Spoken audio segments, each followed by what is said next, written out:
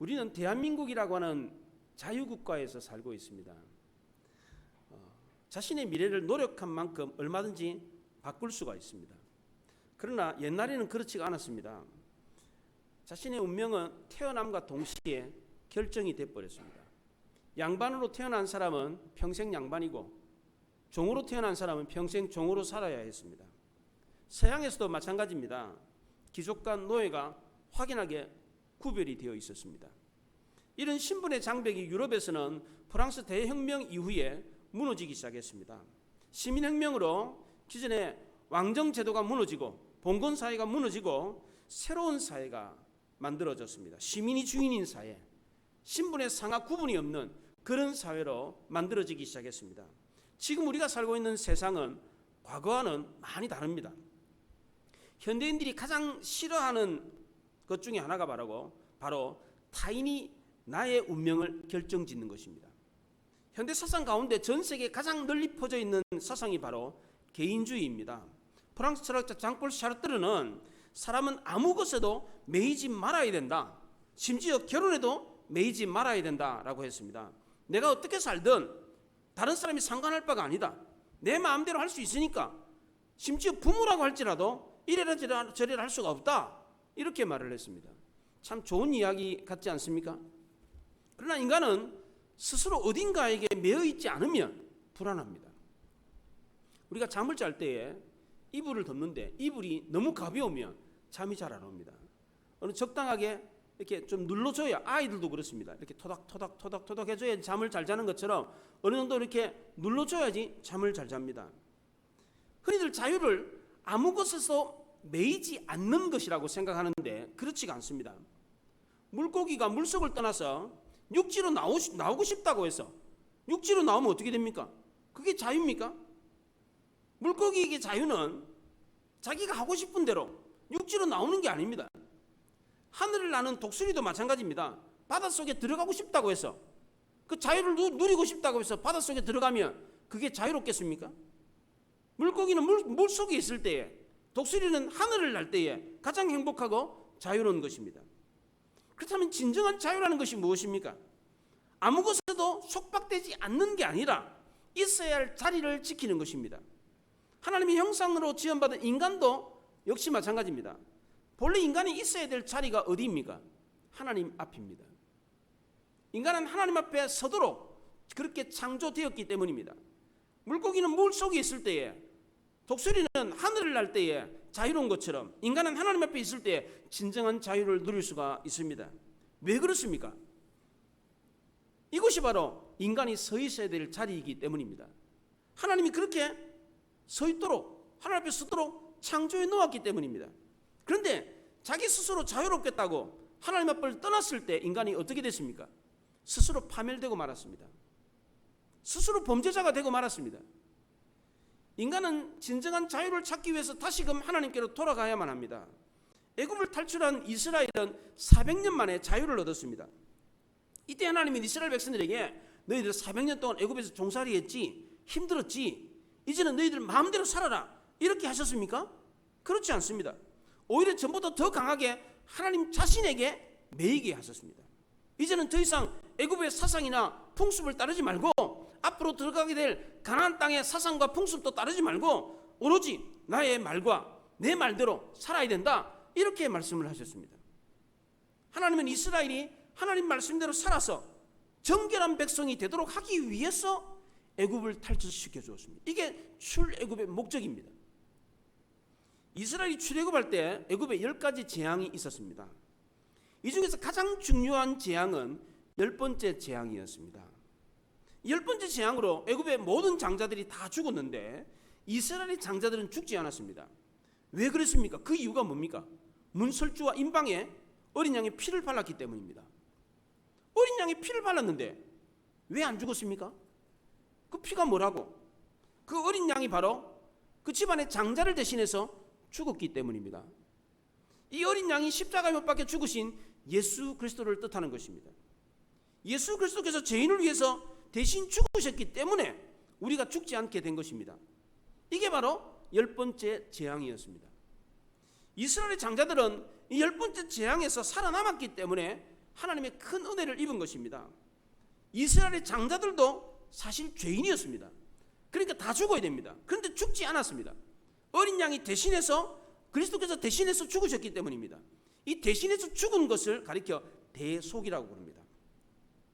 예수님이 죄인인 우리를 위해서 대신해서 죄의 값을 치렀기 때문에 우리는 죽지 않은 것입니다. 여기 죽지 않은 것은 장자만이 아닙니다.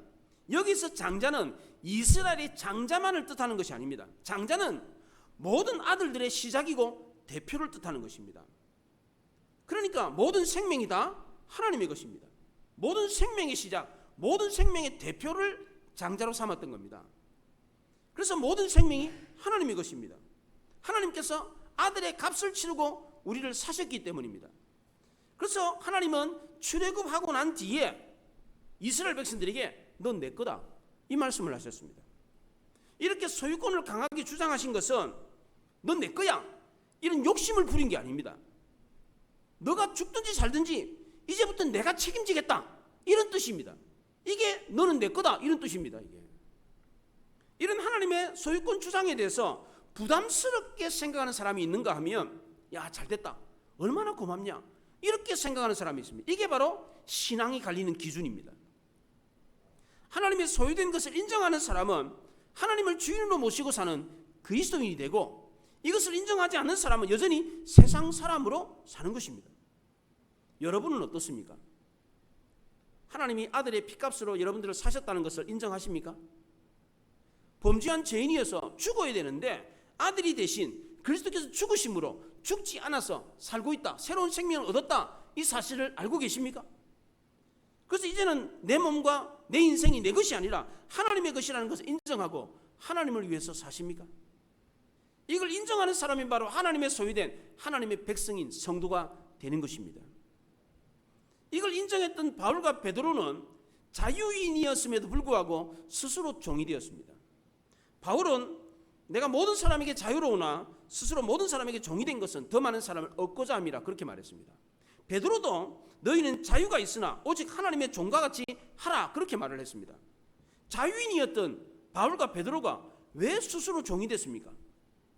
그 종의 낭만 때문입니까? 책임 안 져도 되니까 그래서 종이 된 것입니까? 그렇지 않습니다. 그들은 자유보다 더 크신 하나님의 사랑을 알았기 때문입니다. 그 사랑이 너무나도 크고 놀랍다는 것을 알았기 때문입니다. 그래서 바울은 고린도서 6장에서 값으로 산 것이 되었으니 그런즉 너희 몸으로 하나님께 영광을 돌리라, 이렇게 말을 했습니다. 하나님은 아들의 피값을 지불하고 우리를 사셨습니다. 본래 우리는 죄를 지어서 죄의 종노릇을 하는 죄의 자녀였습니다. 이런 우리를 하나님이 아들의 피값을 지불하고 하나님의 자녀가 되게 하셨습니다. 그래서 이제 우리는 죄의 종이 아니라 하나님의 자녀가 된 것입니다. 바울은 갈라디아서 2장에서 내가 그리스도와 함께 십자가에 못 박혔나니 그런즉 이제는 내가 산 것이 아니요 오직 내 안에 그리스도께서 사신 것이라. 이제 우리가 사는 것은 우리가 사는 게 아니라 우리 안에 있는 그리스도께서 사는 것이다, 그렇게 말했습니다. 그러니까 우리의 생명도 우리 것이 아니라 하나님의 것이 되었다는 겁니다. 그러니까 하나님의 거니까 우리를 위해서 살 것이 아니라 하나님을 위해서 살아야 된다는 겁니다. 우리가 이렇게 살아야 되는 이유를 알려준 것이 바로 유월절 사건이었습니다. 이스라엘 백성들을 출애굽하기 전날 10번째 재앙을 겪었습니다. 이때 애굽의 모든 장자들은 다 죽었습니다. 그런데 문설주와 임방의 어린 양의 피를 발랐던 이스라엘 백성들의 집안의 장자들은 죽지 않았습니다. 우리도 이런 놀라운 은혜를 입었기 때문에 하나님을 위해서 살아야 됩니다. 우리의 생명이 우리 것이 아니고 하나님의 것이기 때문에 하나님을 위해서 살아야 하는 것입니다. 이 놀라운 사건을 경험하고 난 뒤에 이스라엘 백성들은 황급히 짐을 싸고 이삿짐을 싸가지고 출애굽을 했습니다. 급하게 나오다 보니까 그 떡반죽을 발효를 하지 못한 채 그 반죽을 들고 나왔어요. 그래서 광야에 나와서 7일 동안 무교병을 먹었습니다. 부풀지 않은 떡, 그 딱딱한 떡을 먹었어요. 이게 바로 무교절의 기원이었습니다. 6월절은 1월 14일 날 지켰습니다. 아비벌, 우리나라로 하면 3, 4월경입니다. 14일 저녁 하루를 지켰습니다. 이게 6월절입니다. 근데 무교절은 유월절로부터 시작해가지고 7일 동안 지키는 절기였습니다. 이스라엘 백성들이 출애굽할 때에 경험했던 것을 잊지 않도록 하기 위해서 지켰던 절기가 바로 유월절 무교절이었습니다. 하나님은 유월절 사건 이후에 이스라엘 백성들에게 두 가지를 명령했습니다. 첫째는 처음 난 것은 다 거룩하게 구별해서 내게 돌리라. 처음 난 것은 다 내 거다. 이렇게 말씀하셨습니다. 두 번째는 출애굽을 기념하기 위해서 무교절을 지키라. 이렇게 말씀하셨습니다. 처음 난 모든 것을 구별하여 하나님께 드려야 됐던 이유가 뭡니까? 어린 양이신 그리스도께서 죽으심으로 우리가 죽지 않았기 때문입니다. 죽을 사람이 죽지 않았기 때문에, 그래서 처음 난 것을 하나님께 드릴 수밖에 없었습니다. 또 하나는 하나님이 조상들에게 약속하신 가나안 땅을 주셨기 때문입니다. 두 번째로 출애굽을 기념하기 위해서 무교절을 지키라고 명령을 하셨는데, 이 명령을 어떻게 지키라고 했습니까? 첫째는 해마다 1회 동안 지키라고 했습니다. 6절에 보면 1회 동안, 10절에 해마다 1년에 한 번씩 7일 동안 이 무교절을 지키게 되어 있습니다. 신약시대의 예수님은 이 6월절에 제자들에게 성만찬을 거행하셨습니다. 이 성만찬 어린 양이 바로 자기 자신이라고 말씀하시면서 포도주와 떡을 가지고 예식을 거행하셨습니다. 이것을 통해서 자신의 희생을 통해서 구원받는다는 사실을 알려주었습니다. 예수님의 살과 피를 통해서 죄사함과 영생을 얻는다라는 것을 이것 성만찬 예식을 통해서 제자들에게 알려줬습니다. 그래서 오늘날 교회는 이 성례식을 거행하면서 예수님과 살과 피를 통해서 죄사함 받고 영생을 얻는다는 사실을 되새깁니다. 두 번째로 무교절을 지킬 때는 누룩을 제거해라, 그렇게 말을 했습니다. 7절에 그렇게 말합니다. 무교병을 먹고 누룩을 내게 보이지 아니하게 하라, 그렇게 말했습니다. 이 누룩은 죄를 상징하는데 과거 이스라엘 백성들이 애굽에서 누렸던 죄악의 삶을 뜻합니다. 이 죄악을 청산하라는 겁니다. 이스라엘 백성들은 무교절을 지키면서 과거 죄악된 삶을 청산할 것을 다짐했습니다. 하나님은 우리에게도 이런 다짐을 요구하십니다. 너희는 거룩한 백성이다. 이제 거룩하게 살아라, 이렇게 말씀합니다. 물론 우리가 완전히 누룩이 없는 거룩한 삶을 살기는 어렵습니다. 예수 믿었다고 할지라도 범죄할 수밖에 없습니다. 우리가 부흥이라고 하는 것을 자주 말을 하는데, 이 부흥은 사람들이 많이 모인 것만 부흥이 아닙니다. 사람이 달라지는 것도 부흥입니다. 스스로 자신을 돌아보고 패역한 삶을 청산하고 새로운 삶을 살려고 노력하는 것, 몸부림치는 것, 이게 바로 부흥입니다. 왜 하나님이 이스라엘 백성들에게 누룩을 제거하라 이렇게 말씀하셨습니까? 이 누룩은 죄, 인간의 타락한 본성을 뜻하는데 이걸 하나님이 가장 싫어하기 때문입니다. 이 누룩은 인간을 타락의 늪으로 끌고 가는 아주 무서운 요소입니다. 누룩은 자기 만족을 위해서 하나님마저 거부하는 죄의 요소입니다. 이 누룩은 아주 작을지라고 할지라도 전체를 병들게 합니다. 누룩은 서서히 퍼져가지고 처음에는 아무것도 아닌 것처럼 여겨지지만 어느새 나도 모르게 온몸에 다 퍼져버리는 전염병과 같습니다. 이 누룩은 무엇을 입을까, 무엇을 먹을까 끊임없는 염려를 함으로 인해서 하나님에 대한 생각을 하지 못하게 합니다. 이 누룩은 이스라엘을 다시금 애굽으로 돌아가게 만드는 그런 무서운 요소입니다. 그래서 하나님은 누룩을 제거하라라고 기가 따가울 정도로 계속해서 말씀하셨던 겁니다. 너희는 이제 애굽으로 돌아갈 수 없다, 이걸 단호하게 말씀하신 게 바로 누룩을 제거하라는 뜻입니다. 우리는 이제 더 이상 세상 사람으로 돌아갈 수가 없습니다. 이게 바로 누룩을 제거하라는 뜻입니다. 이스라엘 백성들이 그토록 오랫동안 애굽에 머물러 있었던 이유가 바로 이 누룩 때문입니다. 이스라엘이 자유를 잃었던 이유는 정치적인 이유 때문이 아닙니다. 힘이 없어서가 아닙니다. 그동안 오랫동안 애굽을 떠나지 못하고 머뭇머뭇거리며 400년이 넘도록 거기에 머물러 있었던 이유는 누룩 때문이었습니다. 오늘날 현대인들, 특별히 젊은이들이 이 말씀을 더더욱 명심해서 들어야 합니다.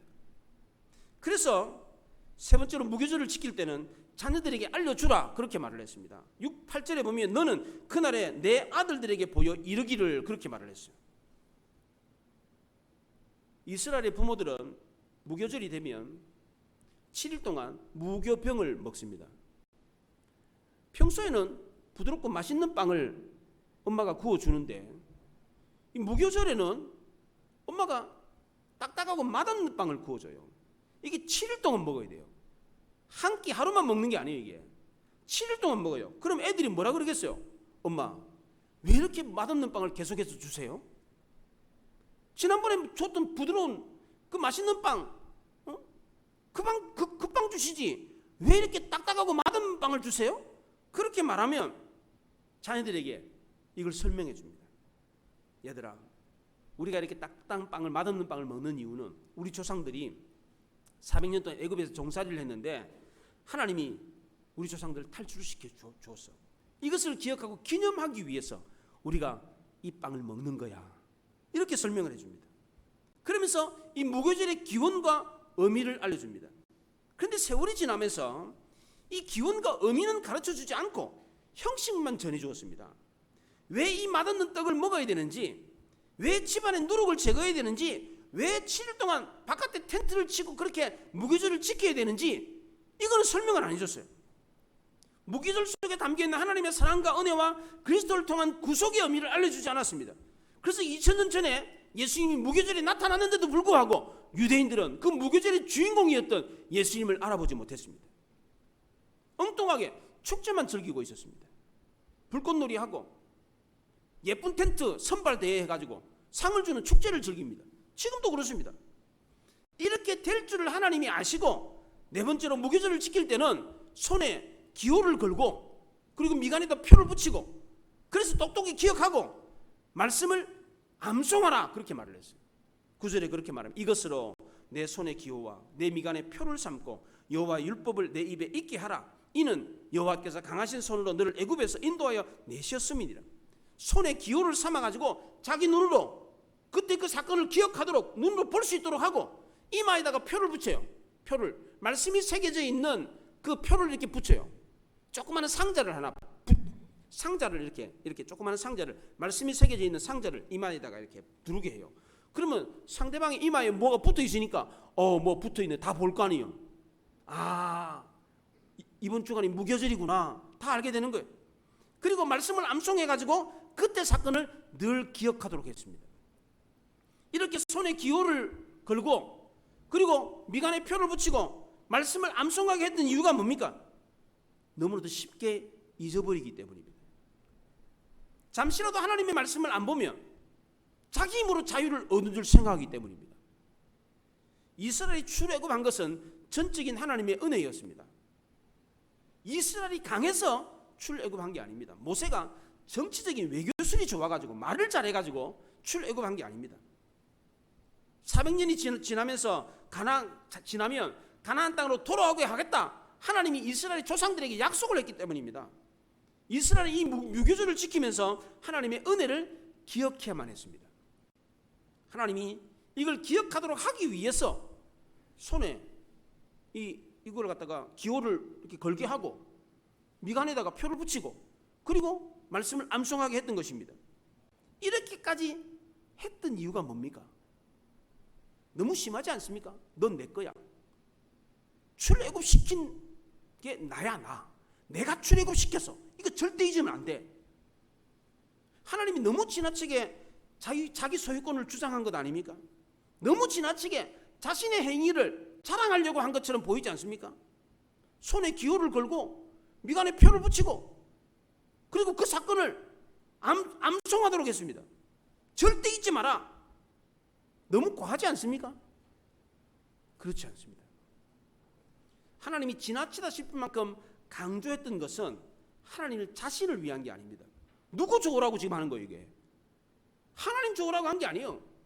이스라엘을 위해서 이렇게 한 것입니다.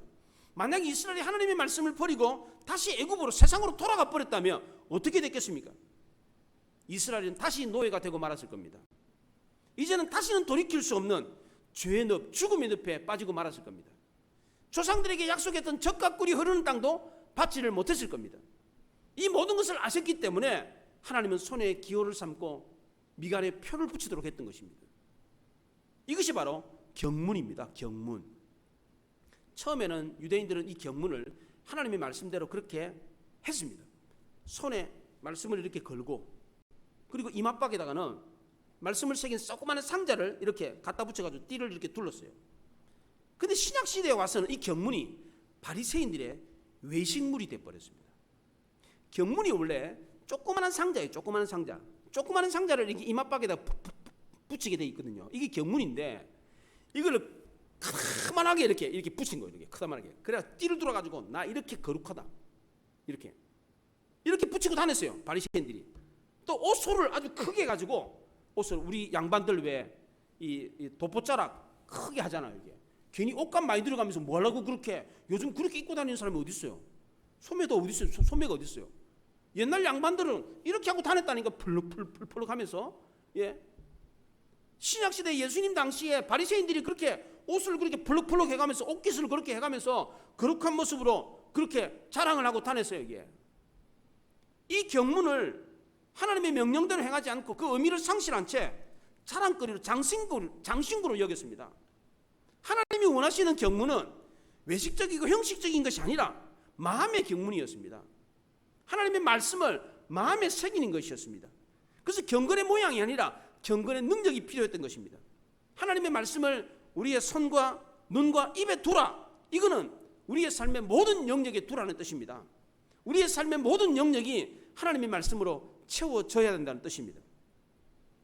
교회에서만 신앙생활 잘해서는 안 됩니다. 믿는 사람들 사이에서만 신앙생활을 잘해서는 안 됩니다. 안 믿는 사람들과 사이에서도 신앙을 지킬 수 있어야 됩니다. 우리는 삶의 모든 영역에서 이 신앙을 지킬 수 있어야 됩니다. 이렇게 하려면 어떻게 해야 됩니까? 거기에도 말씀을 가져가야 됩니다. 교회에서만 말씀 보는 것이 아니라 집에서도 말씀을 봐야 돼요. 집에서 말씀 안 보면 집에서 신앙생활에 실패합니다. 직장에서나 학교에서도 말씀을 안 보면 거기에서는 실패합니다. 왜 우리가 이 세상에서 승리하지 못합니까? 그곳에 하나님의 말씀이 없기 때문입니다. 왜 내가 세상에서 평탄한 삶을 살지 못합니까?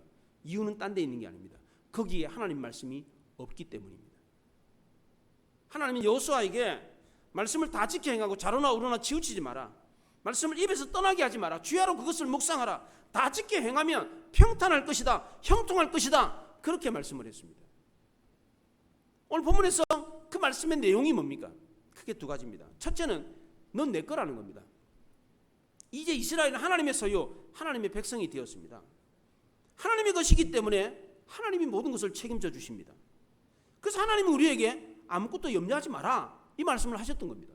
하나님 거니까, 넌 내 거니까 이제 앞으로 내가 책임진다. 그러니까 염려하지 마라 이런 뜻입니다. 우리가 하나님의 소유이고 그래서 하나님이 모든 것을 책임져 주신다는 것을 알면 우리는 염려할 이유가 없는 겁니다. 또 하나 하나님이 우리에게 꼭 기억하라고 주신 말씀은 하나님이 우리를 아들의 피값으로 사셨다는 겁니다. 하나님은 이스라엘을 자기 소유로 삼기 위해서 값을 치렀습니다. 어린 양 대신 예수 그리스도를 장자를 대신해서 죽게 했습니다. 6월절 밤에 1년 된 어린 양을 이스라엘 백성들이 잡아 죽였는데 그냥 죽인 게 아닙니다.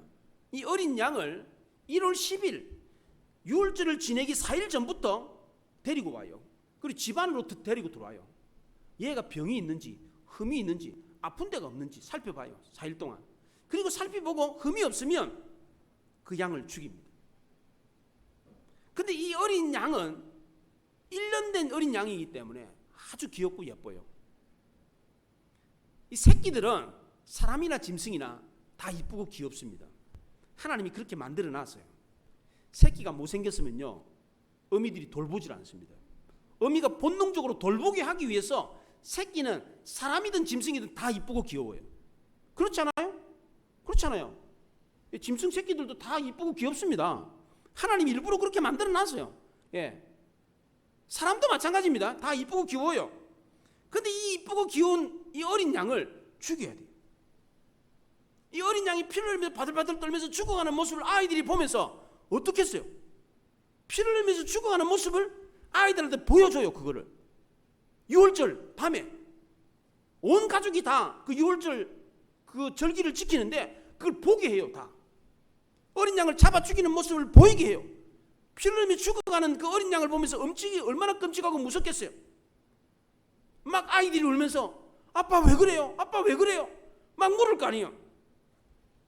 얘들아, 우리 조상들이 애굽을 탈출하기 전날 밤 이 예식을 거행했는데 어린 양이 죽었기 때문에 이스라엘의 장자들이 죽지 않은 거야. 지금도 마찬가지야. 이 어린 양이 죽지 않으면 너희들이 죽어야 돼. 이걸 말해주는 거예요. 이걸 보면서 아이들은 실질적인 신앙 교육을 받았습니다. 몸으로 체험한 이 신앙 교육은 절대로 잊혀지지가 않습니다. 만약 우리가 신앙생활 하면서 이렇게 한다 그러면 그리스도께서 어린 양처럼 이렇게 죽었다는 사실을 우리가 1년에 한 번씩 집집마다 모여가지고 어린 양을 잡아 죽이면서 아버지가, 물론 지금은 뭐 도살할 수도 없어요, 집에서, 그죠? 네, 짐승 죽일 수도 없지만 만약 그렇게 한다고 생각해 보세요. 그렇게 하면서 이 어린 양이 바로 너를 대신해서 죽은 그리스도를 뜻하는 거예요. 어떻게 잊을 수 있겠어요? 6월절 피를 흘리며 죽었던 그 어린 양이 뭡니까? 바로 예수 그리스도였습니다. 성경에는 예표가 아주 많습니다. 이 타이폴로지, 모형이 굉장히 많은데 이 모형이 많은 글이 굉장히 좋은 글입니다. 최근에 이상한 변호사, 우영우라는 변호사가 인기를 탔어요. 굉장히 제가 그걸 봤는데 아주 드라마를 잘 만들었어요. 굉장히 잘 만들었어요. 근데 거기에 메타포가 굉장히 많아요. 이게. 그러니까 모형들이 굉장히 많아요. 이것은 뭐를 뜻하는, 암시를 뜻하는 내용들이 굉장히 많아요. 암시를 엮으면서 그걸 보면서 이렇게 시청자들이 그렇구나, 그렇구나 하면서 하나하나 보는 거예요. 눈을 뗄 수가 없어요. 그게 바로 좋은 글이거든요. 좋은 작품인 거예요. 그런 이유 때문에 그 드라마가 전 세계에 굉장히 유행을 했거든요. 성경도 마찬가지예요. 메타포가 얼마나 많은지 몰라요.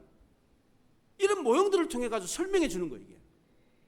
어린 양이 바로, 그렇게 끔찍하게 죽었던 그 어린 양이 바로 십자가에 못 박혀 죽으신 예수 그리스도를 뜻한다. 왜 어린 양이 죽어야 됐느냐? 장자를 대신해서 죽은 거다. 너를 대신해서 죽은 거다. 예수님이 너를 대신해서 죽은 거다. 이 사실을 알려주고 있는 것입니다. 예수님도 우리를 대신해서 죽으셨습니다. 하나님 이 피값으로 우리를 사셨습니다. 하나님 우리를 얼마나 사랑하셨으며 하나밖에 없는 독생자를 죽이면서까지 우리를 피값으로 사셨겠습니까? 본래 우리는 하나님 앞에 감히 나설 수도 없는 죄인들입니다. 13절에 보면 나귀 새끼는 다 어린 양으로 대속할 것이요, 그렇지 않으면 목을 꺾어 죽이라, 그렇게 말을 했어요. 왜 나귀의 첫 새끼는 하나님께서 받지 않으시고 어린 양으로 다 대속하라고 그랬습니까? 나귀는 부정한 짐승이었기 때문입니다. 그래서 하나님께 드릴 수가 없었어요. 이 부정한 짐승 나귀가 뭘 뜻합니까? 바로 우리를 뜻하는 겁니다. 이것도 메타포예요. 이것도 모형이라고요. 그렇구나. 나귀는 하나님께 드릴 수 없었던 이유가 부정한 짐승이었기 때문에 어린 양으로 드려야 됐구나. 나귀를 대신해서 어린 양이 죽었던 거예요. 우리는 하나님께 드려질 수가 없어요. 죄인이기 때문에. 그래서 우리를 대신해서 누가 죽으셨어요? 하나님의 아들 그리스도가 죽으신 것입니다. 이 놀라운 피로 하나님 우리를 살리셨습니다. 이게 모두 다 은혜입니다. 하나님이 이스라엘 백성들에게 가나안 땅을 주신 것도, 6월절날 이스라엘 장자들이 다 죽어야 되는데 죽지 않은 것도 다 하나님의 은혜였습니다. 우리는 이런 놀라운 은혜를 입었습니다. 그렇다면 조금이라도 이 은혜를 갚아야 되지 않겠습니까? 이 놀라운 은혜에 보답할 길이 무엇입니까? 크게 두 가지입니다. 첫째는 감사입니다. 하나님의 크고 놀라운 은혜에 감사하는 것입니다. 데살로니가전서 5장 18절에 범사에 감사하라, 이것이 그리스도 안에서 너희를 향하신 하나님의 뜻이니라 그랬어요. 하나님의 뜻이기 때문에 어떤 형태로든지 다 좋습니다.